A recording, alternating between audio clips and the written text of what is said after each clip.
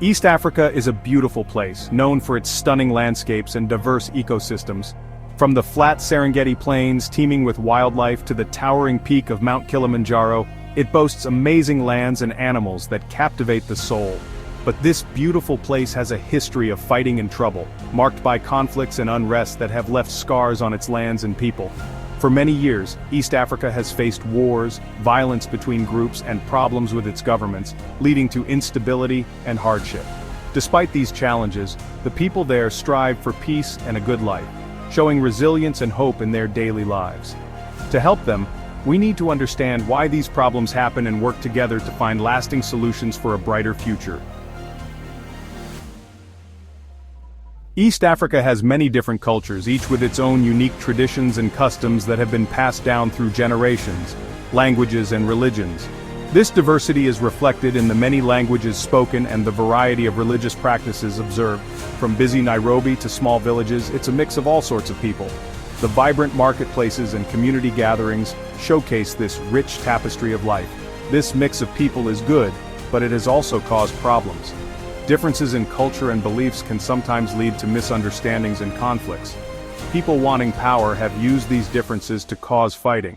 Political leaders and groups have often exploited these divisions for their own gain. Problems from when other countries ruled East Africa, such as the legacy of colonialism, have left deep scars on the region. Fights over things people need like water and land, which are essential for survival and have become sources of tension. And weak governments have all caused more violence. The lack of strong leadership and stable institutions has exacerbated these issues, leading to ongoing strife. Even with these problems, the people of East Africa are strong and hopeful. All over, groups of people and brave people are working to help everyone get along. They're trying to talk about problems and make peace, even when it's hard. This gives us hope that peace can happen. People all over the world should help East Africa. We can help by fixing the problems that cause fighting, helping them build better lives, and helping them have good governments. This way, everyone in East Africa can live safely and happily. Part 2. When other countries ruled, the start of problems.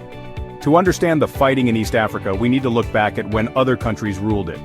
The roots of the conflict can be traced back to the colonial era. European countries wanting land and power divided East Africa without thinking about the people who lived there. They drew arbitrary borders, ignoring ethnic and cultural boundaries. This caused many problems and created borders that separated groups of people, causing anger that still exists today. The legacy of these divisions continues to fuel tensions and conflicts in the region. The problems from when other countries ruled are still here.